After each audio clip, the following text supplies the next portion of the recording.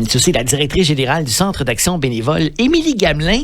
Et à chaque début d'année, Anne, on se parle d'impôts. Bonjour. Ah oui. Bonjour, Nicolas. Anne, parce que la saison des impôts s'en vient très bientôt et qu'on sait qu'au Centre d'action bénévole, Émilie Gamelin, à chaque année, vous faites des milliers de rapports d'impôts. Vous êtes une référence, en fait, dans la Naudière. Effectivement. Et c'est commencé, je dirais, nous.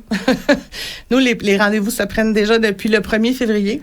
Il y a tellement de demandes que c'est important de prendre rendez-vous. Oui, c'est obligatoire. On ne peut pas recevoir les gens sans rendez-vous parce qu'on fait plus de 4000 rapports d'impôts. Ben c'est ça, je disais quelques milliers. 4000, c'est énorme. Oui. Vous avez beaucoup de bénévoles aussi chaque année. On a 12 bénévoles cette année. On est très contents. On a encore plus que l'année passée. Alors, on a 12 bénévoles qui vont mettre la main à la pâte pour faire les rapports d'impôts. Qui font ça durant ces semaines-là, on va le dire, à temps plein? Presque à temps plein, je vous dirais que oui, effectivement, 4000 rapports d'impôts, nos bénévoles sont très, très occupés. Bon, pour que le Centre d'action bénévole Émilie Gamelin fasse notre rapport d'impôt, il y a des critères importants. Oui. Il faut les rappeler, ces critères-là. Ces critères-là sont les critères émis par le gouvernement provincial et fédéral. Alors, parce que nous, nos bénévoles travaillent avec un logiciel qui vient du gouvernement, donc tout est envoyé de façon électronique.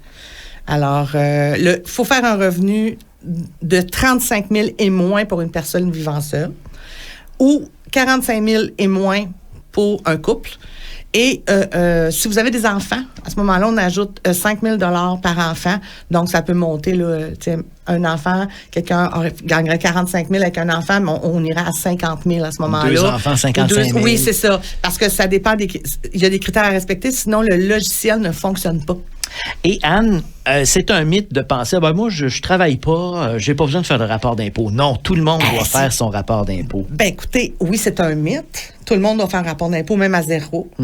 Parce que de toute façon, si vous le faites pas, vous vous privez de beaucoup de choses. TPS-TVQ, vous vous privez de la solidarité que le gouvernement donne à tous les 3 mois ou au mois, je me souviens plus. J'avoue que c'est pas moi qui les fais, les rapports d'impôt. Alors, non, mais ces gens-là qui sont formés pour les faire trouvent justement tout ce qu'on peut aller chercher. Oui, effectivement. Puis, comme je vous dis, si vous n'avez aucun revenu, ça ne change rien parce que tant que ils vont vous couper vos allocations familiales si vous avez des enfants, si vous ne faites pas un rapport d'impôt. Puis, vous vous privez de beaucoup de subventions que le gouvernement donne, autant l'accès au logement. Il y a des montants d'argent qui peuvent être accordés aux familles à faible revenu. Mais c'est important de faire son rapport d'impôt. Souvent, les gens, ce qu'ils disent, Anne, c'est que j'ai pas les moyens de payer un comptable pour faire ça. Non, puis effectivement, si on parle comptable, on parle beaucoup plus cher que Émilie Gamelin. Émilie Gamelin charge 20 $. Bon, c'est minime. Dans le fond, c'est 10 $ par rapport d'impôt.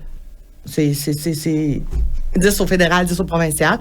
C'est 20 $. C'est fait par nos bénévoles qui sont formés par le gouvernement fédéral, provincial. Et on a toujours le soutien du gouvernement aussi quand on fait nos rapports d'impôt. Et c'est envoyé électroniquement. Donc, quand ça rentre au Centre d'action bénévole, ça s'en va chez le bénévole qui envoie, aussitôt qu'il fait le rapport d'impôt, ça s'en va directement au gouvernement. Fait que les chèques rentrent assez rapidement. Ben, c'est ce que j'allais dire. Ça prend quelques jours et déjà, on a notre argent. On dit aux gens une semaine et demie, là, le temps que le bénévole puisse faire le rapport d'impôt, parce qu'on en a quand même beaucoup. Mais je vous dirais, là, 2 semaines après avoir passé chez nous, logiquement, la personne devrait avoir... Le dire d'ouverture d'entrevue, Anne, la prise de rendez-vous, ça se fait là, c'est maintenant.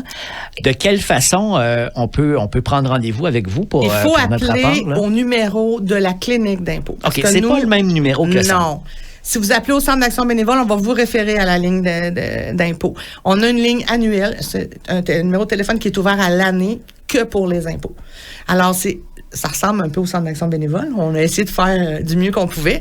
C'est le 579. Ça, c'est le code régional. Donc, le code régional 579-766-2005, comme le centre. Alors, je répète, 579-766-2005 pour les prises de rendez-vous pour l'impôt.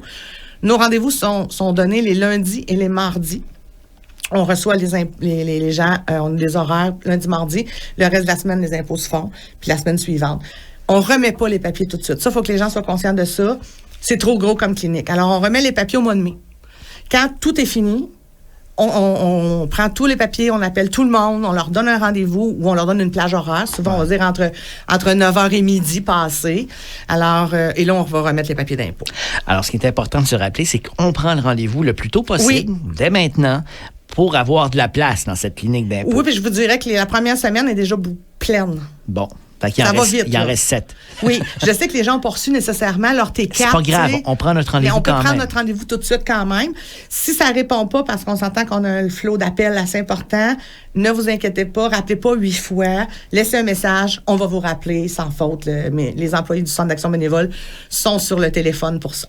Merci, Anne, de t'être déplacée aujourd'hui en studio pour nous en parler. Puis on va te réinviter bientôt là, pour parler de toutes les activités qui se déroulent au centre. Là. Oui, effectivement, mais aussi pour les 50 ans du centre, on est en train de préparer quelque chose. Bon, qu'est-ce qui s'en vient? On peut pas le savoir tout de suite. Ah, ben hein? non, c'est un secret d'État. Je suis comme elle est décédée, la reine d'Angleterre, mais c'est ça que je fais, je garde mes secrets comme elle. Bon. Alors, on va te réinviter une fois que le secret pourra être dévoilé. Pas de problème. Merci Anne, beaucoup. bonne fin de journée. Bye bye.